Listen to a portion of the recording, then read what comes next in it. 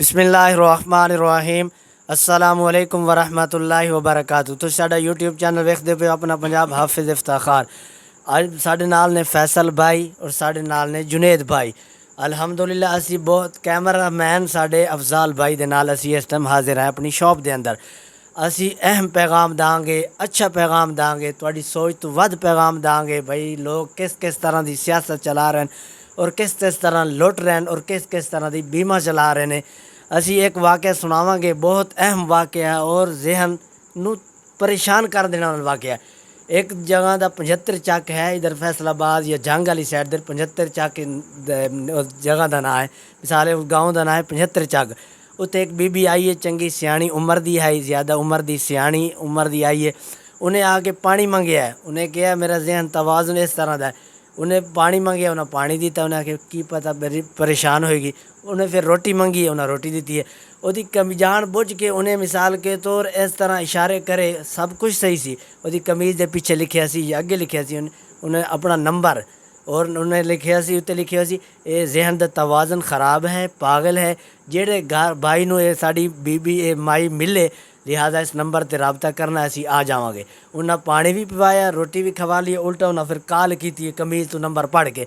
उन्हें आख्या तुहाडी जेहड़ी माई या बीबी जी लभ गई है, साढ़े घर आई है तो लै जाओ। उन्हें फटाफट 2 गड्डियां ते आए ने, नाल बंदूका लाए हैं और उस घर नूं जेहड़े मिसाल के जिन्हें कॉल की थी उन्होंने अंदर किया है असले दे नाल और दाबे मारे ने। उन्हें जो एक कमरे बंद करके कुंडा ला के हर चीज़ सोना चांदी पैसा जो भी लभा है लुट के लै गए ने, अपनी गड्डियां बहते वो जाते हैं। असी हुण यही पैगाम देना चाहवांगे, लोगों ने बहुत अहम सियासत जहन ऐसा लड़ाया है। असी अपने मिसाल के तौर नेकी की हालत रहने हैं, असी अपने जहन के विच बैठे होने हैं। कोई किसी को वेख के डिगते उन्हें चुकन दे पैने हैं, नेकी कर लीए कि रब राज़ी हो जाएगा।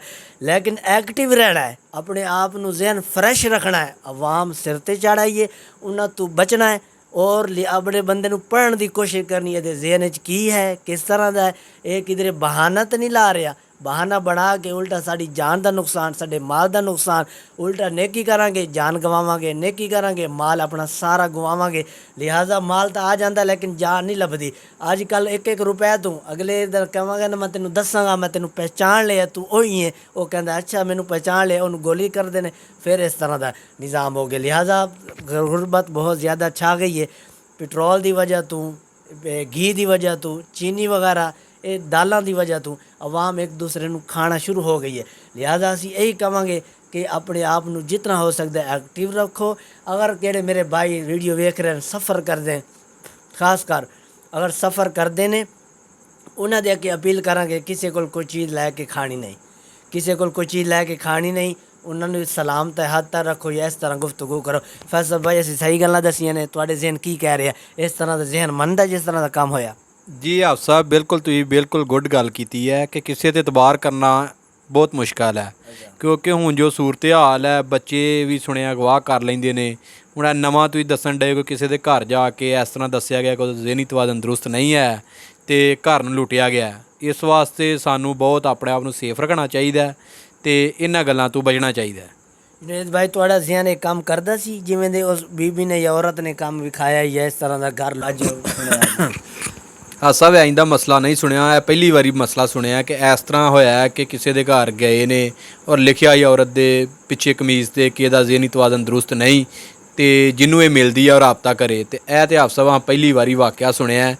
लेकिन ये है कि चलो पता लग जाता सारी आवाम नूं। साडा दस्सण दा मकसद ये है कि अगर किसी भरा ना इंदा काम होए या कोई आइंदी कोई सूरत हाल होए तो अपने आप नूं एक्टिव करके सेफ करके तो फिर वो जो भी मामला तय करो। जेड़े मेरे भाई रात रू मुंजी नू पानी लाण जाते ने, वो उन्होंने वास्ते अपील है कि 2 आदमी इकट्ठे गया करो और अपने आप नू समझा के सुलझा के रखो। असी वेखने भाई ड्रामे करने वास्ते लोग 1-1 हफ्ता 1-1 महीना टाइम देने ड्रामा बनाने लई, फिर गाना बनाने लई, फिर होर कुछ टिकटॉक बना लई, होर मिसाल स्नैक वीडियो बड़ा कुछ चैनल चला लई, लोग जहन फ्रैश करते। लेकिन चोरां ने भी जहन रात नूं लड़ाते हैं, वो भी सोचते हैं, वो भी तो इस वास्ते असी सानू बचना पैना। अगर ये साड़ी वीडियो चंगी लगी, ये साड़ा नुस्खा चंगा लगा, ये साड़ी गुफ्तगू चंगी लगी, साड़ा मिसाल के तौर मशवरा चंगा लगा, साढ़े चैनल सब्सक्राइब करो और असी इंशाल्लाह नवी वीडियो हाजिर होंगे। पाकिस्तान जिंदाबाद।